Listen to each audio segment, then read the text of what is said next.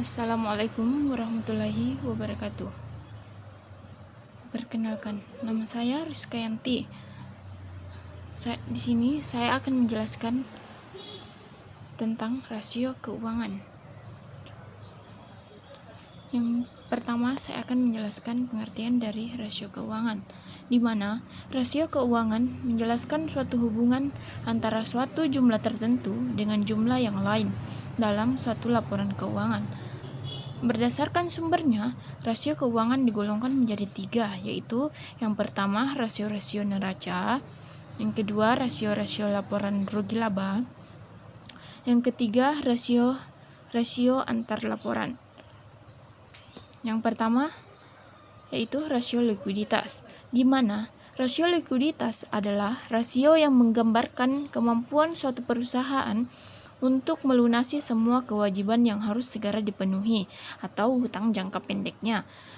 Rasio likuiditas yang umum dipergunakan untuk mengukur tingkat likuiditas suatu perusahaan, antara lain current ratio, di mana current ratio membandingkan aktiva lancar dengan hutang lancar dengan rumus current ratio aktiva lancar per hutang lancar dikali 100%. Di mana contoh yaitu diketahui bahwa neraca suatu perusahaan surya diketahui kasnya sebesar 50 juta, piutang dagang 150 juta, barang dagang 400.000, jumlah hutang dagang, wesel, bunga dan pajaknya 5.010.000. Dengan adapun penjelasannya, CR yaitu CR aktiva lancar per utang lancar dikali 100%. Aktiva lancarnya sebesar 50 juta ditambah 150 juta yaitu piutang dagang ditambah 400, di mana 400 itu sama dengan barang dagang per 510 juta dikali 100% sama dengan 39,2 dibulatkan menjadi 39 kali. Jadi current rasionya PT Surya adalah 39 kali. Yang kedua, quick ratio merupakan perimbangan antara jumlah aktiva lancar dikurangi persediaan dengan jumlah hutang lancar, di mana rumus quick ratio aktiva lancar dikurang persediaan per hutang lancar dikali 100%. Contoh soal quick ratio. Dari neraca suatu perusahaan diketahui kas 25 juta, piutang dagang 75 juta, barang dagang 200 juta, jumlah hutang dagang, wesel, bunga dan pajaknya 255 juta. Hitunglah quick ratio-nya. Penjelasannya yaitu aktiva lancar sama dengan 25 juta ditambah piutang dagang 75 juta ditambah barang dagang 200 juta sama dengan 300 juta. Persediaan adalah barang dagangan yang tersedia untuk dijual, sedangkan barang dagang dengan jumlah 200 juta. Hutang lancar sama dengan 25 juta. Quick ratio dengan rumus aktiva lancar dikurang persediaan per hutang lancar dikali 100%. Aktiva lancar sama dengan 300 juta dengan persediaan yaitu 200 juta per 255 juta yaitu hutang lancar dikali 100% sama dengan 39,22% atau 0,39 kali. Yang ketiga, cash ratio. Rasio ini membandingkan antara kas dan aktiva lancar yang bisa segera menjadi uang kas dengan hutang lancar dengan rumus cash ratio sama dengan kas ditambah setara kas per hutang lancar dikali 100. Dengan contoh soal, PT Kinan Garment memiliki sumber daya jangka pendeknya sekitar 100 juta, yang diantaranya 50 juta dalam bentuk tunai atau cash dan 30 juta dalam bentuk giro pada bank atau setara cash. Sedangkan untuk hutang hutangnya saat ini adalah 90 juta. Laporan kas perusahaan pada PT Kinan Gemen diketahui kas 50 juta, kas ekuivalen 30 juta, hutang lancar 90 juta. Pertanyaan, berapakah cash ratio PT Kinan Gemen? Cash ratio sama dengan kas ditambah setara per hutang lancar. Sedangkan kasnya sebesar 50 juta. Setara atau cash equivalent sama dengan 30 juta per hutang lancar sebesar 90 juta sama dengan 0,88 kali. Yang kedua yaitu rasio solvabilitas, di mana rasio solvabilitas adalah rasio yang menunjukkan kemampuan perusahaan dalam memenuhi segala kewajibannya baik jangka pendek maupun jangka panjang apabila perusahaan dilikuidasi. Macam-macam rasio keuangan berkaitan dengan rasio solvabilitas. Yang biasanya digunakan adalah total debt to total asset ratio. Rasio yang biasa disebut dengan rasio hutang, DEF atau DEF ratio. Ini mengukur persentase besarnya dana yang berasal dari hutang. Dengan rumus, DEF ratio sama dengan total hutang per total aktiva dikali 100%. Berdasarkan laporan keuangan BEX pada kuartal 2 di tahun 2018, tercatat total asetnya sebesar Rp8,131.362. Adapun totalibilitasnya yaitu tertulis sebesar Rp7.409.479 atau 7,4 triliun. Pertanyaannya, berapakah nilai rasio DAR BEX pada kuartal 2 2018? Jawabannya yaitu total liabilitas per total aset sama dengan 7,4 triliun per 8,1 triliun sama dengan 0,91 atau 91,12%. Yang kedua, debt to equity ratio, di mana rasio hutang dengan modal sendiri adalah imbangan dengan modal dengan rumus debt to equity ratio total hutang per modal dikali 100%. Contoh soal yaitu pada laporan keuangan tahunan Annual Report 2019 diketahui total utang debt PT ABC Tbk adalah 3 triliun. Dan total ekuitas modal sebesar 900 juta. Berapakah nilai debt to equity ratio DAR pada PT ABC? Jawabannya yaitu DAR utang per modal dikali 100%. DAR yaitu debt to equity ratio sama dengan 3 triliun per 900 juta dikali 100% sama dengan 3,33%. Yang ketiga yaitu rasio rentabilitas, di mana rasio rentabilitas atau profitabilitas adalah rasio yang digunakan untuk mengukur kemampuan suatu perusahaan dalam mendapatkan laba. Ada beberapa ukuran rasio rentabilitas yang dipakai yakni profit margin. Rasio ini menghitung sejauh mana kemampuan perusahaan menghasilkan laba bersih pada tingkat penjualan tertentu. Dengan rumus profit margin sama dengan laba bersih per penjualan dikali 100%. Contoh soal profit margin. Contoh soal penjual melakukan rekapan hasil penjualan selama 1 bulan yang telah dilalui.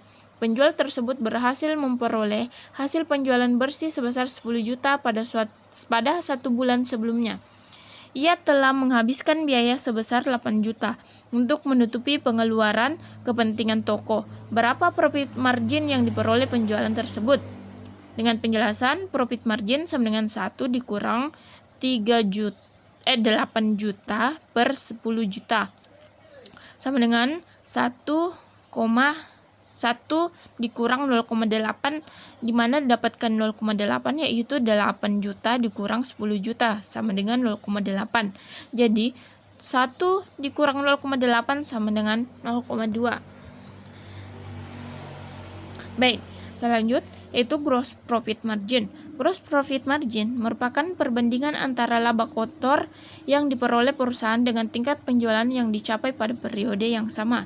Dengan rumus gross profit margin sama dengan laba kotor per penjualan bersih dikali 100%. Contoh soal gross profit margin. PT Bina Garment adalah perusahaan yang memproduksi seragam mulai dari seragam sekolah hingga seragam organisasi. Total penjualan seragam PT Bina Garment berjumlah 700 juta pada tahun 2014. Sedangkan biaya penjualan pokoknya sebesar 300 juta. Tentukanlah gross profit margin pada PT Bina Garment. Diketahui sales revenue sama dengan 700 juta. Harga pokok penjualan sebesar 300 juta. Tentukan terlebih dahulu laba kotor PT Gina Margin. Gross profit, sales revenue kurang cost of goods sold sebesar 700 juta dikurang 300 juta sama dengan 400 juta. Jadi hasil dari laba kotornya yaitu sebesar 400 juta. Gross profit margin sama dengan gross profit dikurang sales revenue. Gross profit sebesar 400 juta dikurang 700 juta sama dengan 0,57%. Net profit margin atau margin laba bersih digunakan untuk mengukur rupiah laba bersih yang dihasilkan oleh setiap 1 rupiah penjualan dan mengukur seluruh efisien baik produksi, administrasi, pemasaran, pendanaan, penentuan harga maupun manajemen pajak. Dengan rumus net profit margin sama dengan laba bersih setelah pajak dikurang penjualan bersih dikali 100%.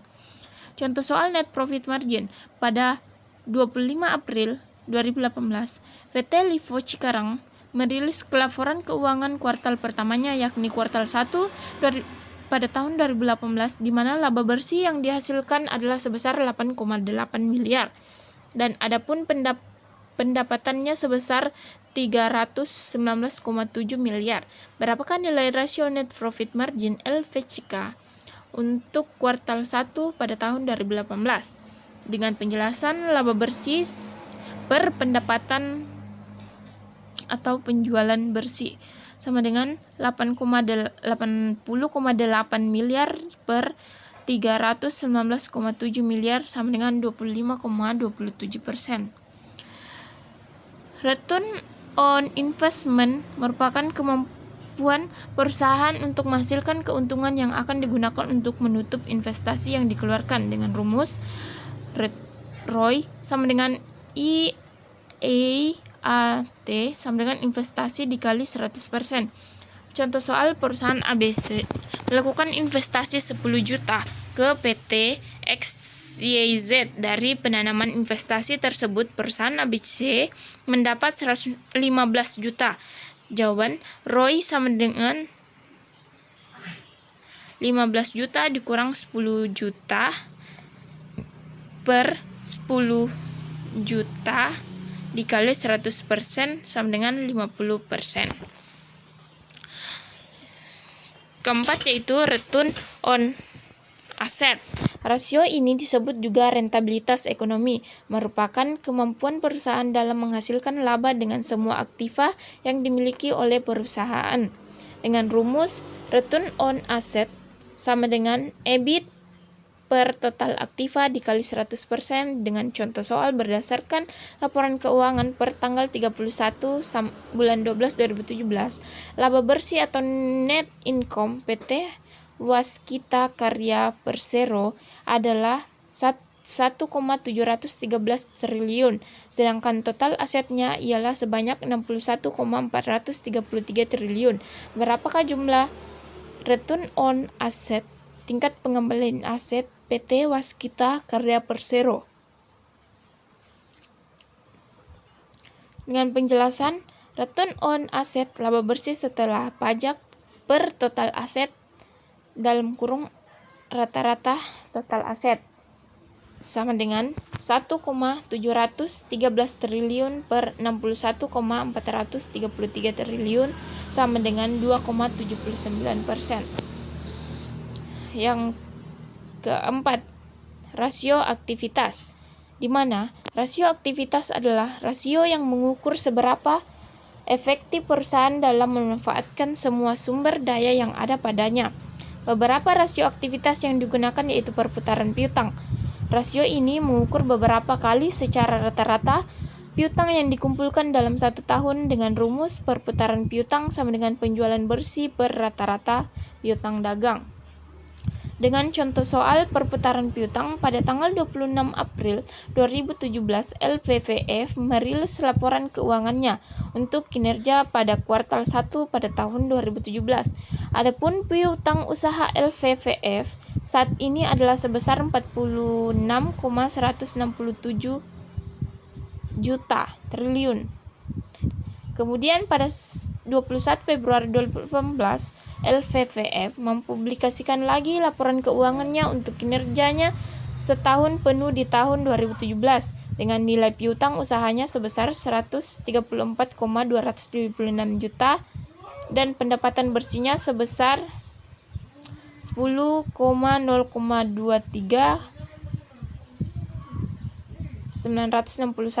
triliun. Pertanyaan, berapakah nilai RTO LPVF tahun 2017 dengan penjelasan penjualan kredit per piutang usaha rata-rata 10,023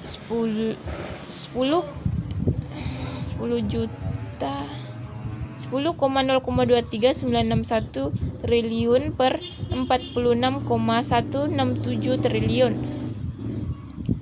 ditambah 134,276 triliun per 2 sama dengan 0,23961 triliun per 90,221,500 triliun sama dengan 111,10 kali. Perputaran persediaan. Rasio ini juga menggambarkan likuiditas perusahaan, yaitu dengan cara mengukur dan menjual persediaan. Contoh dengan rumus yaitu perputaran persediaan, harga pokok penjualan per rata-rata persediaan. Contoh soal, perusahaan mengurangi persediaan selama 15 hari penjualan barang, jadi SCR kredit 85 kurang 15 sama dengan 70 hari. Pengumpulan piutang 70 tambah 70 sama dengan 140 hari. Cash cycle 140 hari dikurang 35 hari sama dengan 105 hari. Cash return over 360 per 105 sama dengan 3,43 kali. Jumlah operating minimum cash 12 juta banding 3,43 sama dengan 3.500.000. Turunnya kebutuhan minimum operating cash 4 juta dikurang 3.500.000 sama dengan 500.000. Terjadinya penghematan 5% dikali 500.000 sama dengan 25.000.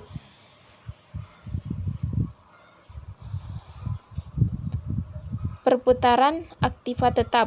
Rasio ini mengukur sejauh mana kemampuan perusahaan menghasilkan penjualan berdasarkan aktiva tetap yang dimiliki perusahaan dengan rumus perputaran aktiva tetap sama dengan penjualan per aktiva tetap.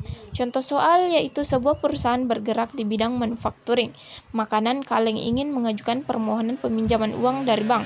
Di tahun 2017, perusahaan tersebut memiliki penjualan bersih sebesar 200 juta.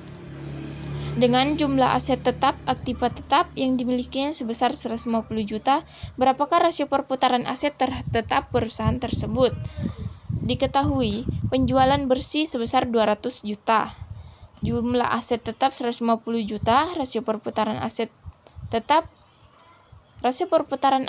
sama dengan penjualan bersih per aset tetap. Rasio perputaran aset tetap sama dengan 200 juta per 150 juta, rasio perputaran aset tetap sama dengan 1,33. Sekian dari saya, kurang dan lebihnya mohon dimaafkan. Saya akhir dengan Assalamualaikum warahmatullahi wabarakatuh.